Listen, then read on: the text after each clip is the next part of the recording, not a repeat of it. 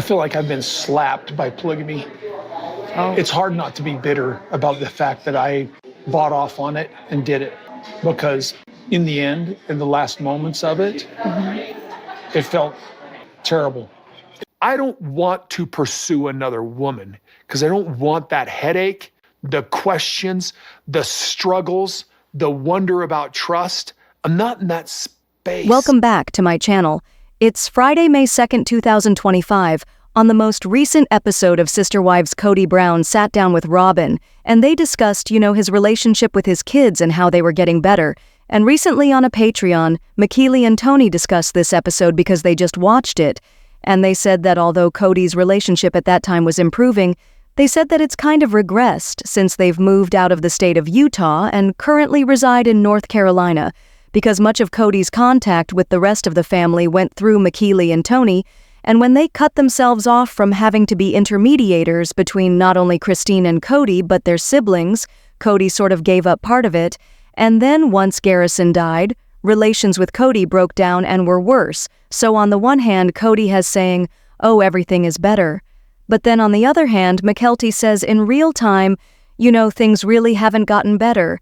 And the only way it will get better is if my dad actually takes accountability for what he has said and done on the show, and the really nasty things that he has said about his kids, and it would be then and only then that he would have a possibility of restoring his interactions with his kids that he is estranged from.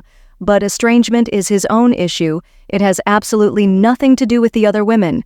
It's his toxic language that he has utilized, the things that he has spoken about the children, and the manner that he has projected them as being that they object to, and the vile things that he has spoken concerning not just them, but their mothers. When my dad lumps all of his kids into one group and says all of my kids blank, all of my kids this, my kids all whatever. I hate it. I wish that he would distinguish between us all, but I think he does it to protect us. Even though he says really awful stuff sometimes, he doesn't want to, be singular in calling any one of us out. So I think that's one of the reasons why he does that,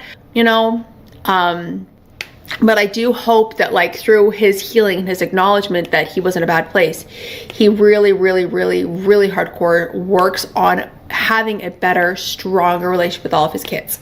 I think a lot of that will come from he has to acknowledge and he has to validate, I said these bad things, they were wrong, I am sorry, I take this responsibility and accountability, I love you, let's continue to progress together.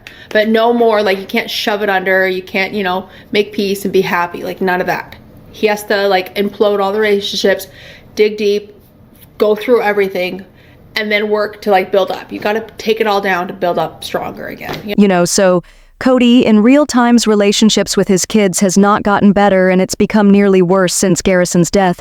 So on that basis, Kody is reportedly waving his red-white flag and understanding that he has no case when it comes to his daughter. Truly, because yesterday in Utah court, Kody Brown and Christine reached a settlement agreement for child support and for compliance with child support, and terms of the settlement are not currently public. And we don't know what the plans are for going forward here, but something was different between September and now, where Kody is no longer battling Christine. When Christine filed her case against Kody last September, she sought parenting time, child custody, and child support and paternity. Kody then filed a countersuit against her, which everyone was like, why would Kody even file a countersuit? He has no connection with his daughter in truth. And it just seemed cruel and spiteful, and a lot of us, including myself, were like, well, he's most likely doing this, because my view was the fact that he does not wish to pay child support. That is my viewpoint. So yesterday they submitted a settlement agreement, and then Kody filled out a child support worksheet and statement of compliance. So what this form does, it has that Christine and Kody both were required to submit to the court pay-ups from employers, or 1099s, but they are being paid both of them.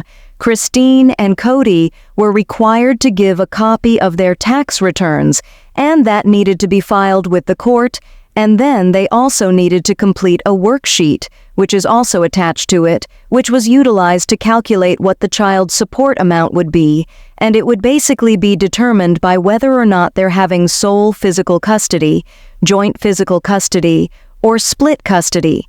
And then the child support is determined on uniform support guidelines, and they're essentially proclaiming that it's in compliance with the state child support guidelines. So they're employing the guidelines of the worksheet the state has for how much he will be paying. As I previously mentioned, I think that Truly being 15 years old now, and Truly having turned 15 in April, is a huge consideration in this case, because Truly gets to choose where she wants to live, and Kody can brawl all day, every day, and argue that he wants to spend more time with her, but he must be capable of showing that he's really having an established relationship with her, and that he knows her. And literally in this most recent episode, he's discussing about how he doesn't even have a relationship with his children because he's not living in the homes with them, because all of it's done through his wives or his ex-wives. And when he's discussing about going to Utah, the reason why he's doing that clearly is, one, it's to visit McKeely, but it was to visit his daughter, really. So if he's trying to claim, like, I don't have a relationship with them because of Christine, it was kind of like he was trying to establish that he has been alienated, and he was going to try to use that in a child custody case, like, Christine alienated me from these kids, and that's why I don't have relationships. Well, the humorous thing about child custody in these kinds of cases is that after a kid reaches a certain age, they get to make a judge know what they want and what they believe and where they want to reside. And I don't think the writing on the wall would have been in Kody's favor, because had this gone to trial, all of this would have been extremely messy for him. There would have been all of the dirty laundry about how much of a non-factor he has been in the life of his daughter. Really, how she nearly died under his care. How he didn't pay for her insurance after she was in the hospital and nearly died. How he essentially abandoned Christine after she had that child.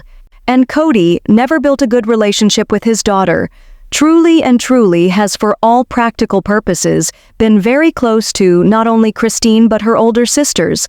Both Aspen and McKelty had a really big part in assisting Christine with Truly when she was little, and then after Aspen and McKeely relocated, the older two girls that were older than Truly, Gwendolyn and Isabel, had another big part in assisting Christine with Truly. And so Truly has always had a very close relationship to her sisters. So it would be ridiculous to assume that a judge in this case, if she wants to live with Mom, she has a good relationship with Mom. She has a good relationship with her stepdad. She has family that's all in Utah. She's got Isabel. She has Aspen, who's honestly just announced her pregnancy. So Aspen and Mitch are expecting their first child. Aspen was on a local Fox network, discussing Mother's Day, and she was being interviewed by a local journalist, and she was demonstrating them what Kendra Scott can provide for mothers. But she mentioned that she was pregnant, expecting her first, so it would be like, it's like nearly her first Mother's Day. She appeared to be quite far along, probably 6-7 months. So congrats to me, Mitch, and Aspen. But the family ties here would be difficult for Kody to get over. And then by coincidence, in the same Patreon, McKeely and Tony discussed the fact that Kody doesn't go to Utah very often. So it seems the way that Tony explained it was that Robin puts a lot of pressure on Kody and guilts him when he travels. And so when he travels, he can only spend a little while, and he named it like the price of doing. So Robin puts these like guilt him and makes him feel bad and makes him feel like he will get punished if he does this too much. And because she would be then home with her children. But this is what you signed up for, Robin, when you married a man that had children with other women, whatever. That's a story for another day. But the manner in which they made it look was that Kody actually doesn't perceive really that much, perhaps a couple of times a year. And it was nearly all done through the intermediary of some other individual, so he relied on his other kids to attempt to intermediate in order that he might see authentically and that the relationship he possesses with Truly isn't extremely close. And then they asked them, Ariella got this, vanity, and it was this huge gift that she received for the Valentine's Day. And they asked them, did Truly receive anything like that? And they said, no, Truly received anything like that? Nothing. They don't even know if Truly received phone call or even a card. And McKeely also told that this thought that they used to do big gifts for Valentine's Day is a falsehood, told that once they finally earned money, he purchased his daughter's boxes of chocolates, and they told that this gift of purchasing her a vanity for makeup as an over-the-top gift that he would never have done previously. And other things that they discussed with regards to Kody was, once Kody began bragging about how much money that he pays for Coyote Pass compared to all the rest, McKeely said, Well, you also didn't pay for any of your children. You depended on all of your lives to pay for them. So Kody can talk all day long about the money he spends, but he wasn't paying for his children, and that is a cost that has to be brought into play. He's obligated to take care of children according to the law until yesterday. Kody has never been made responsible ever in a courtroom, having to be held to child support standards. So I have no idea what the overall amount he will be paying every month is. But according to Utah law, it states that parents have a legal responsibility to support their children who are minors. Unless a minor is emancipated, child support never ends until the child is 18 or has finished high school. Whichever is later child is in support of use and benefit of the child. And sometimes the court can order child support to be ongoing after 18 for a disabled child who is still dependent. And once it's established by the court, it states all parties are required to comply with court orders. Custodial pay, parents cannot withhold parent time.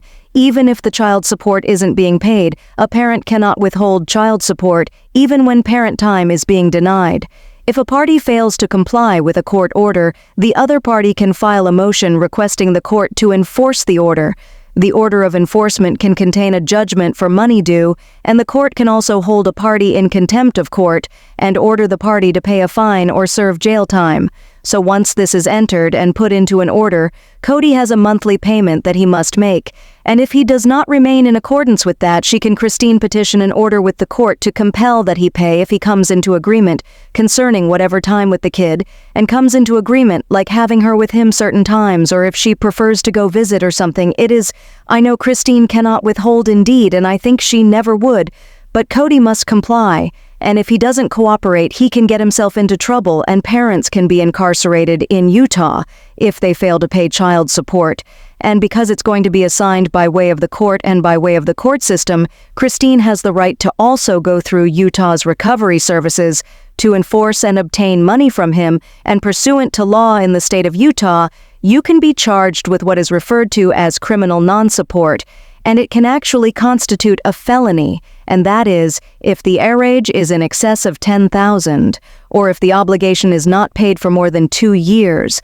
So if he reaches a balance in excess of $10,000, he can actually be charged with felony non-sup support. It's pursuant to Utah Code, Section 76-7-201. I'm sure that all of this process has been frustrating and terrorizing for Christine, because not only has she had to pay for and support her children on her own without him, but also the toll it takes on, really, to have this very intense relationship with a father that, for all intents and purposes, is a deadbeat dad, right? I mean, he just wasn't there for her. So what I like about this for Christine is that there's now a mechanism in place that she can use in order to compel that he pays. And that system to compel is the possibility and actual threat of Kody going to jail if he does not pay.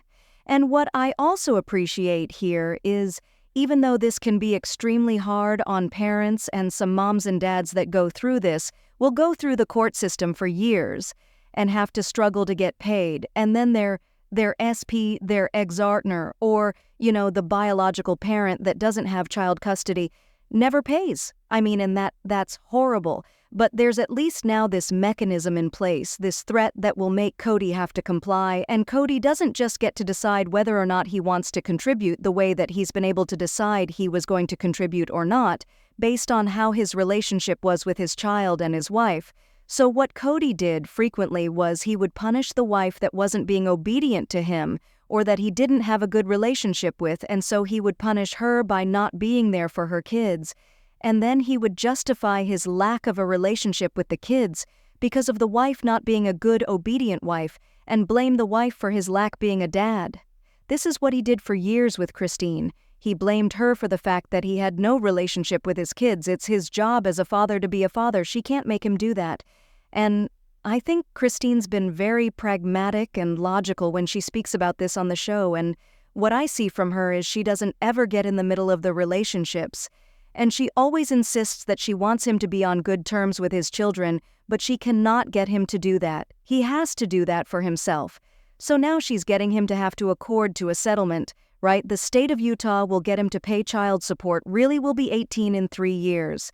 So at least for the next 3 years he is on the hook. We have no idea what kind of arrearage he may be receiving, such as for if she's going to receive money from the past 4 years. We also don't know what their settlement agreement is, but according to Utah law, a settlement agreement is a legally binding contract that states the terms of the agreement between the parents concerning the child's custody, parent time, and child support.